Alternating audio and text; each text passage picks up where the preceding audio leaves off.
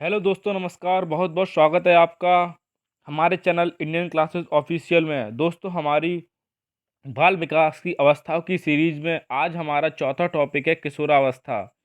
दोस्तों, इसकी आयु 12 से 18 वर्ष होती है और दोस्तों यह बहुत ही इंटरेस्टिंग टॉपिक है। इस वीडियो में आपको परीक्षा से रिलेटेड जितने भी इम्पोर्टेंट पार्ट होगा वह भी आपको देखने के लिए मिलेगा। इसके साथ ही हम किशोरावस्था सिद्धांत की बात करेंगे। दोस्तों, आप वीडियो पूरी देखें। वीडियो में आपको बहुत ही आनंद आएगा और आपको यह लगेगा, अरे यह सब तो मेरे साथ हो चुका है और मुझे तो पता ही नहीं था इस अवस्था में। दोस्तों, हम वीडियो शुरू करते हैं। किशोरावस्था की जो आयु मैंने आपको बता दिया 12 से 18 वर्ष होती है। एडोलेसेंस शब्द की उत्पत्ति लैटिन भाषा के एडेलुसियर से हुई है, जिसका अर्थ होता है परिपक्वता की ओर बढ़ना। यानी कि अगर इसे इंग्लिश में कहें, to be proceed toward maturity. Stanley Hall ने एडोलेसेंस नामक पुस्तक 1904 में प्रकाशित हुई। इस पुस्तक में उन्होंने लिखा कि किशोरावस्था में जो भी परिवर्तन दिखाई देते हैं वे अचानक होते हैं और उनका पूर्व अवस्थाओं में से कोई संबंध नहीं होता है। स्टेनले हॉल ने अपने आकस्मिक सिद्धांत, जो इनका आकस्मिक सिद्धांत था, आकस्मिक सिद्धांत के पक्ष में एक और पुनरावृत्ति का सिद्धांत प्रस्तुत किया। अतः इस सिद्धांत मतलब इनका यह सिद्धांत जो था वो सर्वश्रेष्ठ माना गया। इसी कारण स्टेनले हॉल को किशोरावस्था का जनक कहा जाता है। यहाँ से आपको यह भी पता चल गया कि किशोरावस्था का जनक किसे कहते हैं, तो स्टेनले हॉल को कहते हैं। और इन्होंने एक पुस्तक लिखी थी एडोलेसेंस। ठीक है ना, आपको यह भी पता चल गया। यहाँ से हमारे दो क्वेश्चन बन गए। हम अगली बात करते हैं कि बाल्यावस्था व युवावस्था के मध्य का काल किशोरावस्था कहलाती है। इस काल में बालक परिपक्वता की ओर संक्रमण करता है, यानी कि प्रवेश करता है। अतः किशोरावस्था वह अवस्था है जिसमें बालक परिपक्वता की ओर अग्रसर होता है तथा जिसकी समाप्ति पर वह पूर्ण परिपक्व व्यक्ति बन जाता है। यानी कि जब किशोरावस्था समाप्त होती है तब तक व्यक्ति बालक से वह व्यक्ति बन जाता है, यानी कि पूर्ण विकसित हो जाता है। इसका जो पहला पॉइंट है, यानी कि किशोरावस्था को दो भागों में यहाँ पर बांटा गया है। अगर आपको यह नहीं पता कि पूर्व किशोरावस्था या उत्तर किशोरावस्था इन चीज़ के, तो हमारी पहली वीडियो देखिए जिसमें हमने अवस्थाओं के बारे में बताया है, कौन सी अवस्था कितनी आयु तक चलती है। तो हम बात करते हैं पहले पार्ट की, पूर्व किशोरावस्था। तो पूर्व किशोरावस्था में बालक पूर्ण किशोर नहीं बनता। इस अवस्था में माता पिता व अध्यापक बालक को छोटी छोटी बातों पर डांटते व रोकते हैं, जिससे बालक में सदैव उलझन की स्थिति बनी रहती है। अभी मैंने आपको पिछली वीडियो में बताया था वय संधि की अवस्था। अब देखो यहाँ पे आ गया वय संधि के। अब यहाँ पे हम समझ सकते हैं वय संधि में क्या होता है। वय संधि का दूसरा नाम है teenage, age of beauty, age of puberty. ठीक है ना। इसकी आयु 11 से 14 वर्ष होती है। यह अवस्था लड़कियों में 11 से 13 वर्ष तथा लड़कों में 12 से 14 वर्ष तक होती है। इसे द्रुत या तीव्र विकास का काल, समस्याओं की आयु, तूफान व उलझन की अवस्था भी कहते हैं। यानी कि यह जो है 11 से 14 वर्ष में होता है। ठीक है ना। पहला पॉइंट है, लड़कों की अपेक्षा लड़कियों का विकास तीव्र होता है।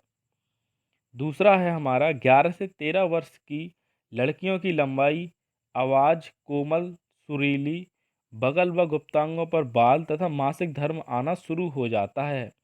शारीरिक एवं मानसिक विकास बाल्यावस्था की अपेक्षा अधिक तीव्र होता है। यानी कि जो हमारी वय संधि की अवस्था होती है उस अवस्था के यह लक्षण हैं। तीसरा पॉइंट है कि 12 से 14 वर्ष में लड़कों का विकास तीव्र गति से होता है, लड़कियों का 11 से 13 में और लड़कों का 12 से 14 में। अगला पॉइंट है, बालक का बिगड़ना व सुधरना इसी काल पर निर्भर करता है। पांचवा पॉइंट है, adolescence of a period of great stress and storm stage. Stanley Hall ने कहा है। इसका हिंदी में अभी मैं आपको बता दूंगा, आगे आएगा। ठीक है ना। अब हम बात करते हैं प्रारंभिक। अगला है हमारा, हाँ ये है, प्रारंभिक व उत्तर किशोरावस्था, अर्ली एंड लेटर एडोलेसेंस, जिसकी आयु 16 से 18 वर्ष या 19 वर्ष होती है। ठीक है ना। अब हम बात करते हैं इस वीडियो के सबसे इम्पोर्टेंट पार्ट की और सबसे इंटरेस्टिंग पार्ट की, जो आपको बहुत ही अच्छे से समझ में आएगा और सबसे ज़्यादा महत्वपूर्ण होने वाला है। ठीक है ना। बात करते हैं। सबसे पहला है, इसे नया जन्म का काल कहा जाता है। यह किसने कहा? स्टेनले हॉल ने कहा। ठीक है ना। और क्या क्या कहते हैं इसे? परिवर्तन का काल कहते हैं। सर्वाधिक शारीरिक परिवर्तन इसी काल में होते हैं।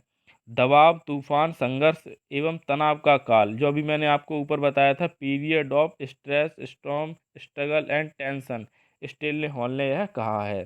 जीवन का सबसे कठिन काल, किलपैट्रिक ने कहा, बहुत इंपॉर्टेंट है। परवर्ती अवस्था। दोस्तों, अभी आपको जो पॉइंट समझ में नहीं आएंगे, उन पॉइंट्स को हम लास्ट में उदाहरण दे के समझाएंगे, ताकि वह आपको अच्छे तरीके से समझ में आ जाए। टेंशन लेने की कोई भी ज़रूरत नहीं है। आकस्मिक एवं त्वरित विकास की आयु, यह भी किशोरावस्था को ही कहा जाता है। बसंत ऋतु, यह भी इसे ही कहा जाता है। अभी बसंत ऋतु हम आपको उदाहरण दे के समझाएंगे, बसंत ऋतु का किशोरावस्था से क्या संबंध है। समायोजन का अभाव, देशभक्ति की भावना, संवेग अस्थिर होते हैं इस अवस्था में। अगली हम बात करते हैं, देशभक्ति की भावना सबसे अधिक इसी अवस्था में पाई जाती है। यह हो गया था। अगला पॉइंट है, वीर पूजा की प्रवृत्ति, आत्मनिर्भर बनने की इच्छा, चतुर्मुखी विकास अर्थात शारीरिक, मानसिक, सामाजिक और संज्ञानात्मक विकास इसी अवस्था में होता है। व्यवसाय चुनने की चिंता, यानी कि व्यवसाय जो इसी अवस्था में चुनने की सबसे अधिक चिंता होती है। कल्पना का बाहुल्य व दिवा स्वप्न की प्रवृत्ति। ठीक है ना। सर्वाधिक काम प्रवृत्ति एवं सर्वाधिक विषम लैंगिक आकर्षण इसी अवस्था में होता है। तार्किक चिंतन, अमूर्त चिंतन की अवस्था भी इसे ही कहते हैं। पीढ़ियों में अंतर के कारण विचारों में मतभेद, समस्या की आयु व उलझन की अवस्था, यह भी इसे ही कहा जाता है। समाज सेवा की भावना, इस अवस्था में बालक अपने द्वारा किए गए सामाजिक कार्यों की सामाजिक स्वीकृति चाहता है। अभी इसमें जो भी पॉइंट्स आपको समझ में नहीं आए हैं, वो मैं आपको भी लास्ट में बताऊंगा उदाहरण से, ताकि आपको अच्छी तरीके से समझ में आ जाए। इससे पहले हम कुछ परिभाषाओं की बात कर लेते हैं, क्योंकि परिभाषाएं अक्सर एग्जाम में पूछी जाती हैं। सबसे पहली और सबसे इम्पोर्टेंट परिभाषा है, स्टेनले हॉल के अनुसार किशोरावस्था बड़े ही संघर्ष, तूफान व विरोध की अवस्था होती है। रॉस की बात करें तो रॉस ने कहा है कि किशोरावस्था अपराध प्रवृत्ति के विकास का नाजुक समय है। किलपैट्रिक ने कहा है कि किशोरावस्था जीवन का सबसे कठिन काल है। क्रो एंड क्रो के अनुसार किशोरावस्था ही वर्तमान की शक्ति एवं भावी आशा को प्रस्तुत करता है। जय शील्ड के अनुसार किशोरावस्था वह समय है जिसमें, कहाँ गया, ऊपर निकल गया। जय शील्ड के अनुसार किशोरावस्था वह समय है जिसमें विचारशील व्यक्ति बाल्यावस्था से परिपक्वता की ओर संक्रमण करता है। कॉल एवं ब्रुस के अनुसार किशोरावस्था के आगमन का मुख्य चिन्ह संवेगात्मक विकास में तीव्र परिवर्तन होता है। जॉन्स के अनुसार किशोरावस्था शैशवावस्था की पुनरावृत्ति का काल है। इन्होंने मतलब इनके अनुसार यह है कि जो लक्षण शैशवावस्था में पाए जाते हैं वे किशोरावस्था में दोबारा उत्पन्न होते हैं। और अगले हमारे मनोवैज्ञानिक हुए हैं, मनोवैज्ञानिक नहीं, हैडी कमेटी हैं। हैडी कमेटी हुई है। इसके अनुसार 11 या 12 वर्ष की आयु में बालक की नसों में ज्वार उठना आरंभ हो जाता है। इसे किशोरावस्था के नाम से पुकारा जाता है। यदि इस ज्वार का समय से पहले उपयोग कर लिया जाए और इसकी शक्ति तथा धारा के साथ साथ नई यात्रा आरंभ कर दी जाए तो सफलता प्राप्त की जा सकती है। अब हम बात कर लेते हैं उन एग्जाम्पल्स की जिनसे आपको किशोरावस्था और अच्छे तरीके से समझ में आएगी। पहला एग्जाम्पल है हमारे सामने, इस अवस्था में बालक में देशभक्ति की भावना जोर शोर से रहती है, क्योंकि संवेग जल्दी जल्दी उत्पन्न होते हैं तथा स्वतः ही खत्म हो जाते हैं। इस अवस्था में संवेग अस्थिर होते हैं। ठीक है ना। दूसरा उदाहरण है हमारा, इस अवस्था में बालक किसी प्रसिद्ध व्यक्ति या विद्वान को अपना आदर्श मानता है तथा उसके जैसे ही अपने आप को ढालने की कोशिश करता है, अर्थात वीर पूजा का भाव विद्यमान होता है। अगला उदाहरण है हमारे सामने कि कुछ बालक विशिष्ट दिखने के लिए अलग अलग हेयर स्टाइल और वेशभूषा का चयन करते हैं, जैसे बालों में फलों की आकृति या अलग अलग हेयर स्टाइल बनाना। ठीक है ना। पशु पक्षियों की आकृति में बाल कटवाना या विशिष्ट दिखने का भाव, मतलब अलग हटके दिखने का भाव इसी अवस्था में उत्पन्न होता है।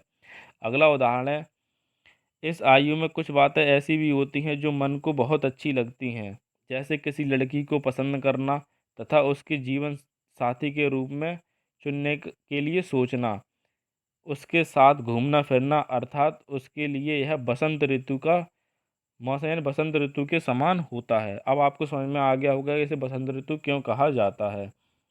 अगले एग्जाम्पल की हम बात करते हैं कि इस आयु में बालक को व्यवसाय, शादी, जीवन साथी आदि की चिंता होती है, इसलिए इस आयु को समस्याओं की आयु या उलझन की आयु कहते हैं। अब हम बात कर लेते हैं इम्पोर्टेंट फैक्ट की। इम्पोर्टेंट फैक्ट है हमारे सामने कि शारीरिक विकास में सबसे पहले नाड़ी संस्थान यानी कि नर्वस सिस्टम का विकास होता है। वह संधि में शारीरिक विकास की गति पुनः एक बार तीव्र हो जाती है, इसलिए इसे प्यूबर्टी ग्रोथ स्प्रिट कहते हैं। इसके साथ नोट करके भी दिया गया है,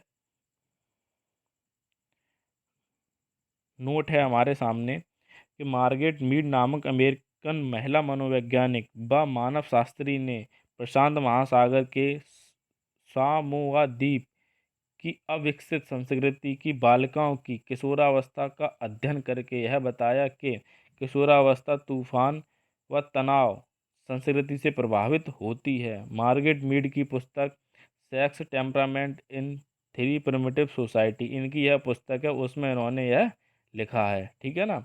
अब हम लास्ट में बात कर लेते हैं किशोरावस्था के सिद्धांत की। किशोरावस्था के विकास के सिद्धांत, सबसे पहला जो सिद्धांत है त्वरित विकास का सिद्धांत।